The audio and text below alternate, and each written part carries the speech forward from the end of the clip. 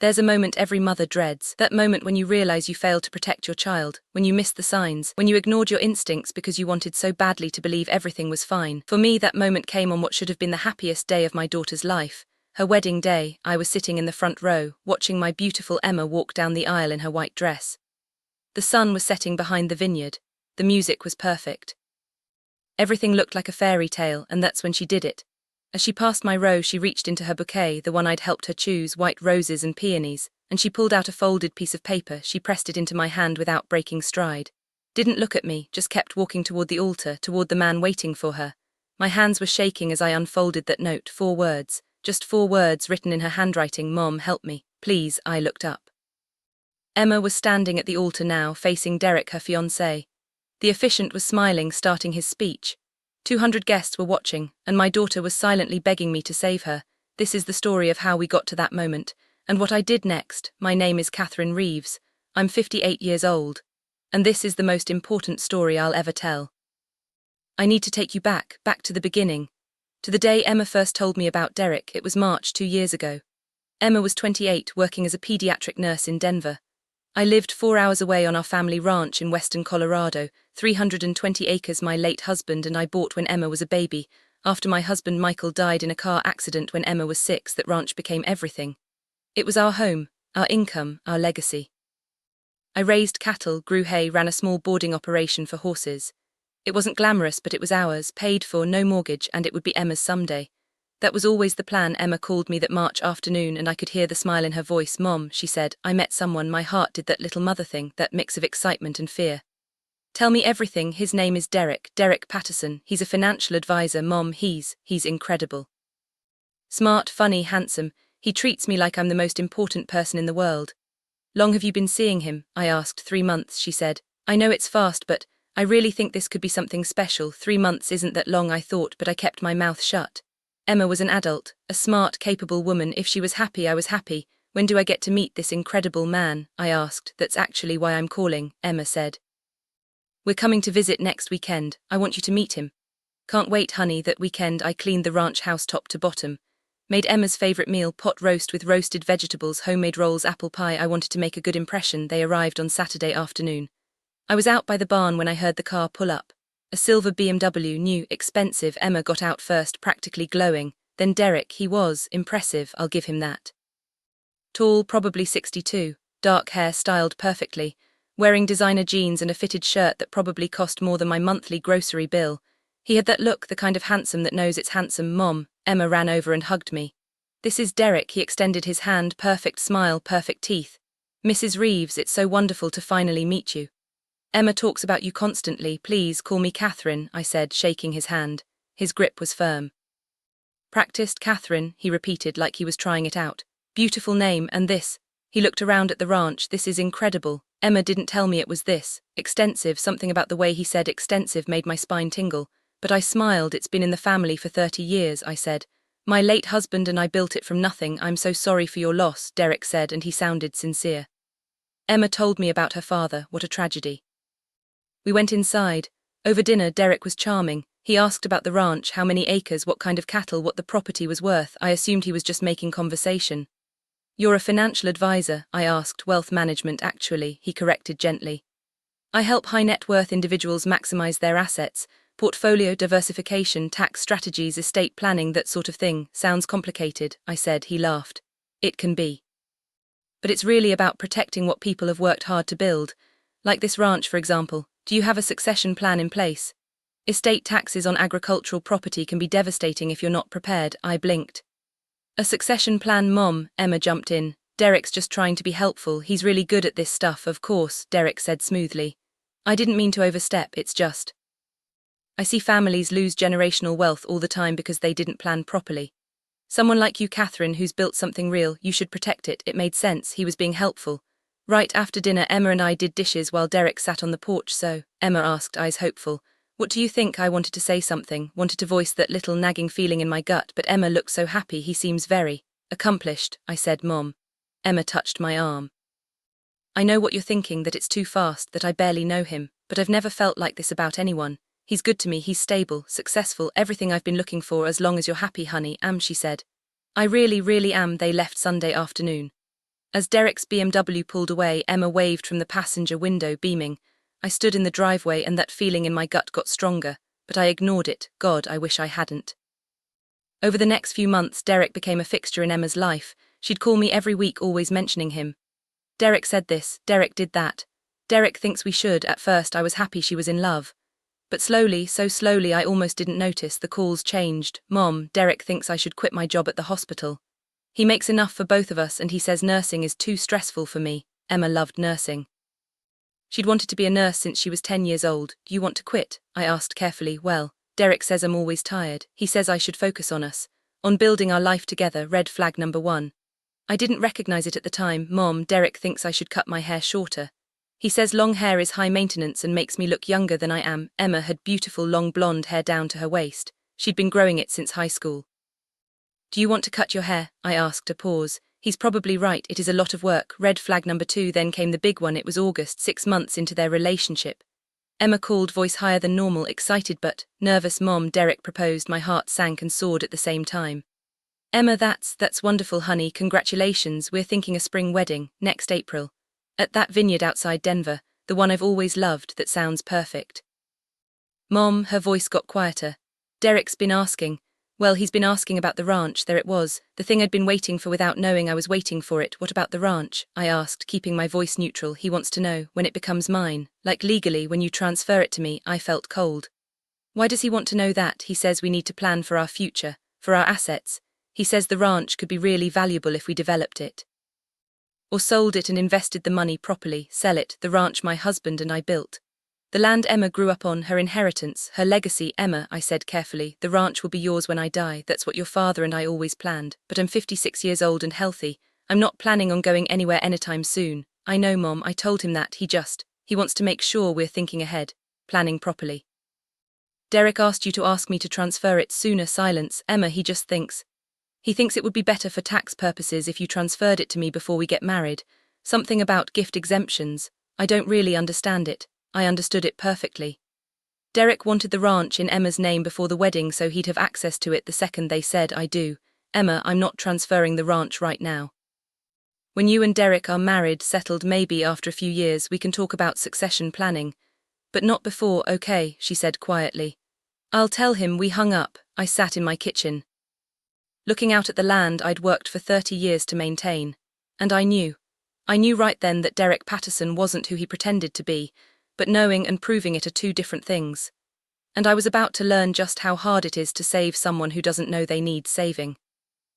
After that phone call, I started paying closer attention, really listening to what Emma was saying, and once I started looking, the red flags were everywhere. September. Emma called to tell me she'd cut her hair. I went to Derek's stylist, she said. He had it cut to my shoulders. Derek was right, it's so much easier. I asked to see a photo. She sent one. Emma looked different. The short hair made her face look harder, more severe. She'd also stopped wearing makeup the way she used to. You look beautiful, honey, I lied. Derek says natural is better. He doesn't like when I wear too much makeup, says it looks desperate. There was that word again. Derek says October. Emma mentioned she'd closed her personal savings account. We opened a joint account, she explained. Derek manages all our finances now. He's so good at it, I never have to worry about money. But you had your own savings, I said. For emergencies. Derek says we don't need separate accounts. He says married people should share everything. They weren't married yet. They weren't even living together yet. Derek have a joint account with you, or is it just your money going into his account? Silence. Emma, it's our account, Mom. You're being paranoid. November. Emma told me she'd stopped seeing her best friend Rachel. They'd been friends since college. Why? I asked. Derek doesn't like her. He says she's a bad influence. She's always trying to get me to go out drinking, questioning my relationship. Derek says real friends support you and Rachel doesn't support us. I knew Rachel. She was a good person, loyal, smart. If Rachel was questioning the relationship, she was probably right. Emma, isolating you from your friends is a red flag. Oh my God, Mom, not you too. Why can't anyone just be happy for me? She hung up. I tried calling back. She didn't answer. 3 days later, she texted. Sorry for hanging up. I'm fine, please don't worry. Love you. Worried anyway. December came. Christmas. Emma and Derek drove to the ranch to spend the holiday with me. That visit was tense. Derek spent the entire time asking questions about the property. What was the water situation? Were there development restrictions? Had I ever had the land appraised? Derek, I said finally. Why all the questions about the ranch? He smiled that perfect smile. Just curious, Catherine. It's an incredible property. I'm trying to understand the asset I'll be helping Emma manage someday. Helping Emma manage. Not Emma's to manage. Helping her. That night after Derek went to bed, Emma and I sat by the fireplace. Mom, she said quietly, I need to ask you something. Anything, honey, Derek wants. He wants you to consider making me co-owner of the ranch before the wedding. There it was. Why? I asked, though I knew. He says it would protect the property. If something happened to you before the wedding, there could be complications. But if I'm already on the deed, it's seamless. Emma, you're my only heir. If something happens to me, the ranch goes to you automatically. There's no complication.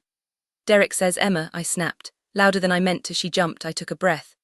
Honey, I love you and I want to support your marriage, but I'm not changing the deed to the ranch, not before your wedding, not until I'm sure. Sure of what? Her eyes flashed. Sure that Derek loves me. Sure that I'm making the right choice. I just want you to be careful you don't like him, she said flatly. You've never liked him. That's not true. Yes, it is. You've been judging him since day one. He's not good enough for you, not country enough, not poor enough. You think because he's successful and polished he must be using me. Emma, that's not what I think. Then prove it, she said. Trust me, trust my judgment. If you really love me, you'll help us by transferring the ranch now. Before the wedding, so we can start our marriage on solid ground. I felt my heart breaking. I can't do that, Emma. She stood up. Then you're choosing property over your own daughter, Emma, but she was already walking away. Toward the guest room, toward Derek. I sat by the fireplace alone, tears running down my face. The next morning they left early. Barely said goodbye. For the next month Emma didn't call, didn't text. Radio silence. I tried reaching out. Nothing. Finally in late January she texted. Wedding planning is moving forward. Invitations go out next week. I hope you'll come. Love you. That was it. I replied. Of course I'll be there. I love you so much. She didn't respond. February. The invitation arrived. Heavy cardstock, expensive printing. Emma Patterson and Derek Patterson request the honor of your presence. Patterson. She was already using his last name. The wedding was set for April 20th. 3 months away. I RSVP'd yes and sent a check for $5,000 toward the wedding costs. Emma cashed it but didn't call to thank me. March, 6 weeks before the wedding. Emma finally called. Hi, Mom. Her voice sounded tired, small. Emma, honey, it's so good to hear your voice. How are you? I'm okay, busy with wedding stuff. I wanted to call and say I'm sorry. For being distant, for what I said at Christmas. You don't have to apologize. Yes, I do, she said. You're my mom, you're just trying to protect me. I know that, and I know Derek has been pushing hard about the ranch. I told him to back off. Fluttered in my chest. You did? Yeah, I told him the ranch is your business, not ours, at least not until, later. The way she said later, like she was waiting for me to die, made my skin crawl, but I let it go. Thank you, Emma. Mom, her voice got quieter. Can I ask you something? Of course. Do you think I'm making a mistake? My breath caught. This was it. My chance, the opening I'd been waiting for. But how do you tell your daughter she's marrying the wrong man? How do you convince her she's being manipulated when she's already defending him? I chose my words carefully. Emma, do you love him? Yes, she said immediately. And does he make you happy? A pause. Yes, that pause, that tiny hesitation, it told me everything. I support you, I said, even though I wanted to scream. I'll be there on your wedding day and I'll be smiling in the front row. Thanks, Mom, she whispered. I love you. Love you too, baby. We hung up. I sat in the silence of my ranch house and wondered if I'd just made the biggest mistake of my life. Should I have pushed harder? Should I have told her to run? Would she have listened? I'll never know, because I chose to trust her judgment. Chose to believe she knew what she was doing, and now, looking back, I realize Emma did know. Deep down, she knew. She was just too afraid to admit it, until the day of her wedding, until the note. April 20th arrived faster than I wanted it to. I drove to Denver the night before and stayed at a hotel near the vineyard where the wedding would be held. Emma had arranged for her and her bridesmaids to stay at the venue. I hadn't seen her in person since Christmas. 4 months, the morning of the wedding, I got a text from her. Can you come to the bridal suite? I want to see you before the ceremony. My heart leaped. Of course, on my way. The bridal suite was in a converted barn on the vineyard property. Beautiful, rustic, elegant. I knocked on the door. Emma's maid of honor answered. Mrs. Reeves, come in. The room was full of women.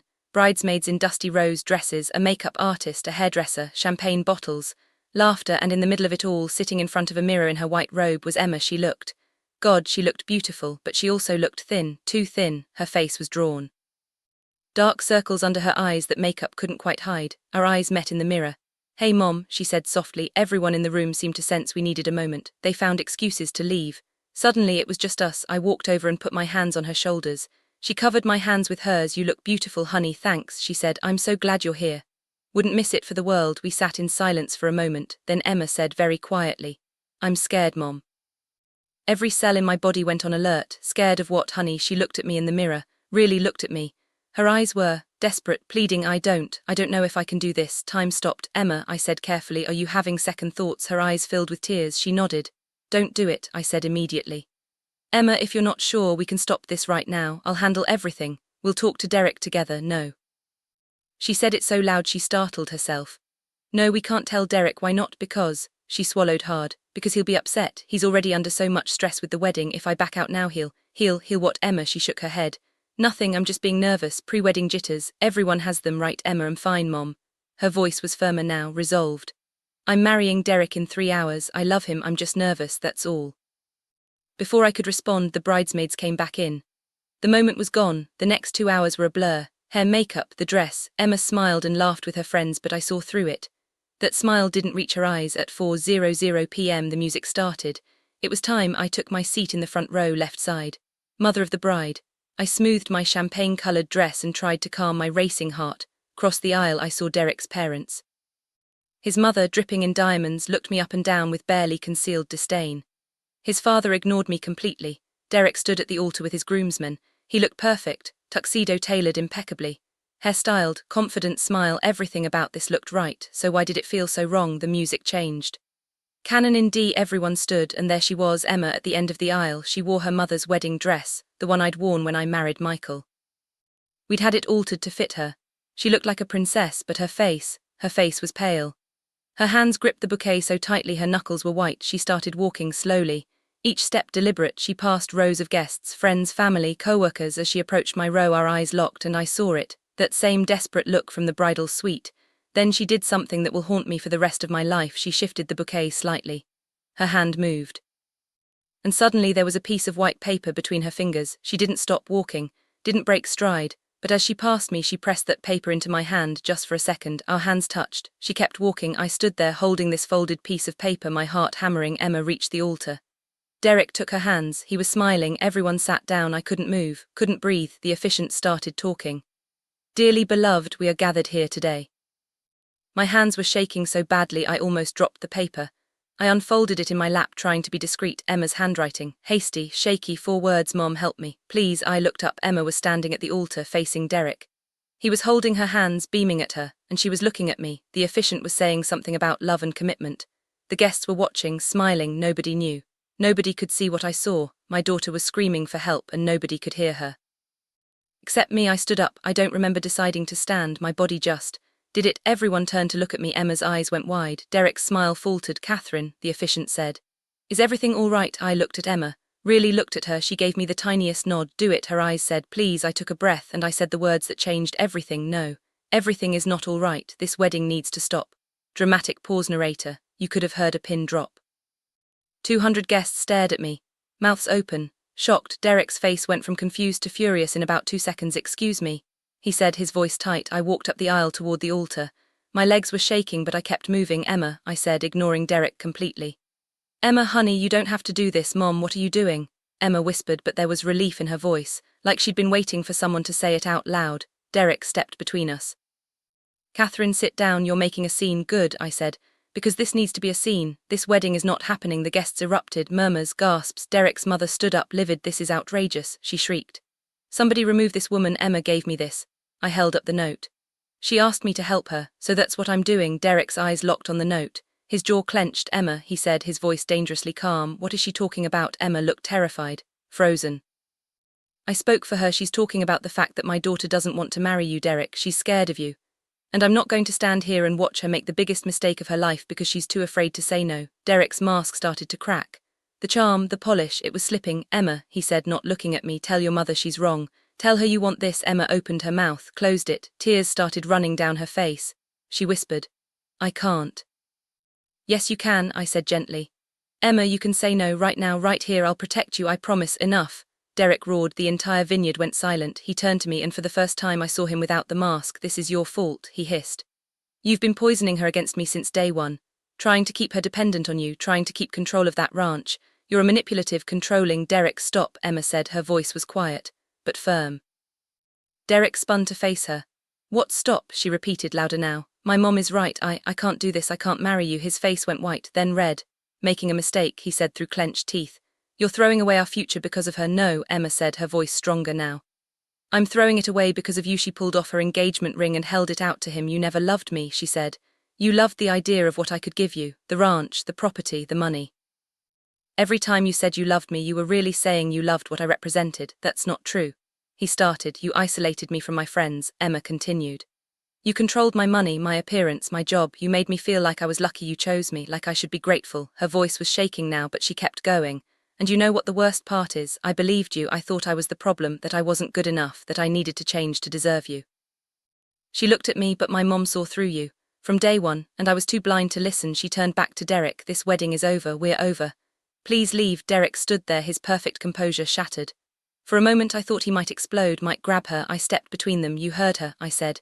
Leave now, or I'll have security remove you. Derek's eyes were black with rage, but he was outnumbered. Maneuvered. He grabbed the ring from Emma's hand and threw it on the ground. You'll regret this, he spat. Both of you, that ranch, you'll lose it. I'll make sure of it. I have friends, lawyers. You have no idea who you're dealing with actually, said a voice from the crowd. I think I do. A man in his 60s stood up. Tall, distinguished, expensive suit. Derek Patterson, the man said. We've met. I'm Richard Henderson.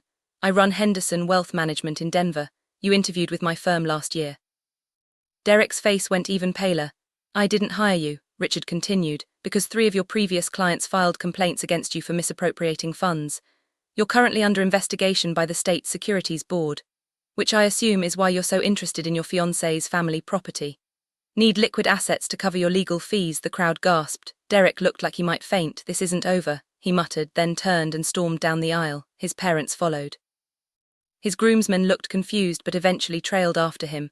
And just like that, he was gone. Emma stood at the altar in her wedding dress, tears streaming down her face. I walked to her and wrapped my arms around her. Got you, baby, I whispered. I've got you. She collapsed into me, sobbing. The guests didn't know what to do. Some started to leave. Others stayed, shocked and whispering. The officiant cleared his throat. Well, he said, this is certainly a first. Despite everything, Emma laughed through her tears, and so did I. The next few hours were surreal. Emma changed out of her wedding dress, put on jeans and a sweater, washed off her makeup. The venue coordinator, to her credit, was incredibly kind. The food is already paid for, she said. The music, the bar, everything. Would you like to still have a party, just, without the wedding? Emma looked at me. I shrugged. You're cool, honey. She thought for a moment, then said, actually, yes, let's have a party. A celebration of not making the worst mistake of my life. So that's what we did. About 50 people stayed, Emma's real friends, family members who actually cared about her. We ate the catered dinner, drank the wine, danced to the hired band. Emma gave a speech. I know this isn't how today was supposed to go, she said, standing at the microphone. I was supposed to get married, start my happily ever after. She looked at me, but my mom once told me that sometimes the bravest thing you can do is admit you made a mistake. And I made a mistake with Derek, a big one. Her voice cracked. He made me feel small, worthless, like I was lucky he wanted me, and I believed it. I was going to marry him because I thought if I just tried hard enough, loved him enough, changed enough, he'd actually see me. She wiped her eyes, but my mom saw me, even when I couldn't see myself. She saw who I really was, and she loved me enough to risk our relationship to save me. Everyone was quiet. So this isn't a wedding anymore, Emma said. It's a celebration of my mom, the strongest woman I know. And a reminder to everyone here, if someone makes you feel like you're not enough, they're not your person. Your person should make you feel like you're more than enough. They should make you feel like you're everything. The crowd erupted in applause. Emma came over and hugged me. We both cried. That night Emma came back to the ranch with me. We sat on the porch, wrapped in blankets, looking at the stars. I'm sorry, Mom, she said quietly. For what? For not listening to you, for pushing you away, for almost giving him the ranch. I took her hand. You have nothing to apologize for, Emma. Derek was manipulative, controlling. He knew exactly what he was doing. You were a victim of emotional abuse. None of that is your fault, but I should have seen it. How? I asked. He was good at it, charming, convincing. Even I second-guessed myself. What made you finally see it? Emma asked. I thought about that. The questions about the ranch, I said. That's what did it for me. He didn't ask about you, your happiness, your dreams. He asked about property, assets, money. That told me everything I needed to know about his priorities. Emma nodded slowly. Can I ask you something? She said. What would you have done if I'd actually married him? If I hadn't given you that note, I considered this. I would have respected your choice, I said. I would have been there for you, and I would have waited. Because I knew eventually you'd see who he really was. And when you did, I'd be there to help you leave. You would have let me make that mistake. Sometimes we have to make our own mistakes to learn from them, I said. But the important thing is knowing someone will be there to catch you when you fall. We sat in silence for a while, then Emma said, I want to stay here on the ranch for a while if that's okay. Of course it's okay, I said. This is your home, it always has been. No, I mean, I want to work here, help you run it, learn the business. I've spent the last 2 years becoming someone I'm not. I want to remember who I am. My heart swelled. Love that, honey, she smiled, a real smile. The first genuine smile I'd seen from her in months. And Mom, yeah, thank you for not giving up on me. Even when I gave up on myself, I squeezed her hand. Never, I said. I will never give up on you. No matter what. We sat there until the sun came up, and for the first time in 2 years I felt like I had my daughter back. That was 3 years ago. A lot has changed since then. Emma did stay on the ranch. She got recertified as a nurse but only works part-time at a rural clinic. The rest of the time she helps me run the ranch operations. She's thriving, healthy, happy. She's herself again. She's also dating someone new. A veterinarian named Carlos who treats her like she hung the moon. They take it slow. He's patient, kind. He's never once asked about the ranch. As for Derek, we never heard from him again directly. But about 6 months after the wedding we got a letter from a law firm. Derek was suing us for emotional distress and defamation. He claimed we humiliated him publicly and ruined his reputation. We hired a lawyer. Turned out Richard Henderson, the man who spoke up at the wedding, was willing to testify about Derek's securities violations. Derek's case fell apart before it even started. Last we heard, he'd moved to another state. Changed careers. Some people said he got married to someone else. I hope she's okay. I hope she has someone looking out for her like I looked out for Emma. The ranch is still ours, still thriving. Emma and I are partners now officially. I added her to the deed last year, not because a man pressured me to, but because it was the right time. And that note, the one Emma slipped me from her bouquet, I kept it. It's framed on my desk. Mom, help me, please. 4 words that changed everything. 4 words that reminded me. Sometimes love means stepping in even when it's uncomfortable. Even when it risks the relationship. Even when everyone else thinks you're wrong, because a mother's instinct is real. And when that voice in your gut is screaming that something is wrong, listen to it. I did, and it saved my daughter's life. Before I close this story, I want to talk about the lessons I learned, because I see so many women, so many mothers in my situation. Watching their daughters, their sisters, their friends enter relationships that feel wrong and they don't know what to do. So here's what I learned. Lesson 1, trust your instincts. When I first met Derek, something felt off. I couldn't articulate why. He seemed perfect on paper, but my gut knew. Your gut knows, always, don't ignore it. Lesson 2, manipulation is gradual. Derek didn't isolate Emma overnight. He didn't take control of her finances in one day. It was slow, incremental. Death by 1,000 cuts, that's how abusers work.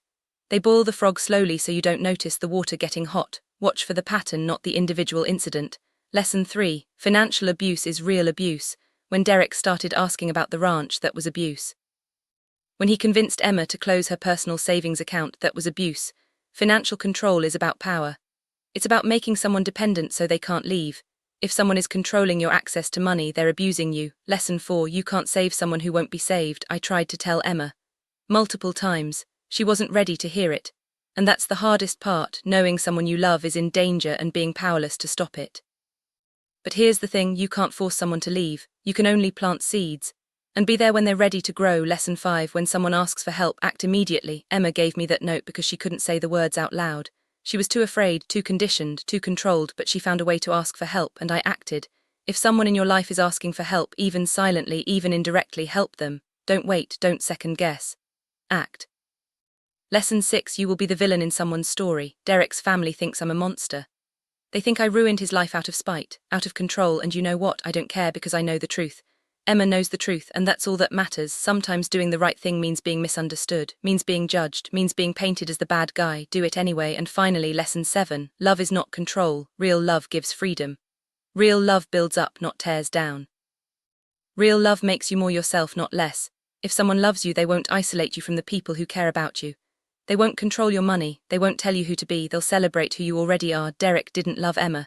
He loved what he thought she could give him. Carlos, Emma's boyfriend now, loves Emma for exactly who she is. Messy, complicated, strong, imperfect. That's what real love looks like. I'll end with this. If you're watching this video and you see yourself in Emma's story, if someone in your life is controlling, isolating, or manipulating you, please know this, it's not your fault. You are not weak. You are not stupid. You are not to blame. Abusers are skilled at what they do. That's why it's called manipulation. Because it works, but you can leave, you can say no, you can ask for help, and if you need that help, there are people who will listen. The National Domestic Violence Hotline is 1-800-799-7233. They're available 24/7. They can help you make a safety plan, connect you with resources. Just talk, you don't have to go through this alone. And if you're a mother, a friend, a family member watching someone you love in a situation like this, don't give up. Keep planting seeds, keep showing them what real love looks like. And when they're ready to ask for help, be ready to act. Because that note, "Mom, help me, please," saved my daughter's life, and your intervention could save someone else's. Thank you for listening to our story. If this resonated with you, please leave a comment sharing your thoughts. And if you know someone who needs to hear this, please share it with them. Emma and I are doing well, we're healing, we're building a life we're proud of. And every day, I'm grateful I stood up in that vineyard. My name is Catherine Reeves, this was our story. And I hope in some small way it helps you with yours. Take care of yourselves and each other.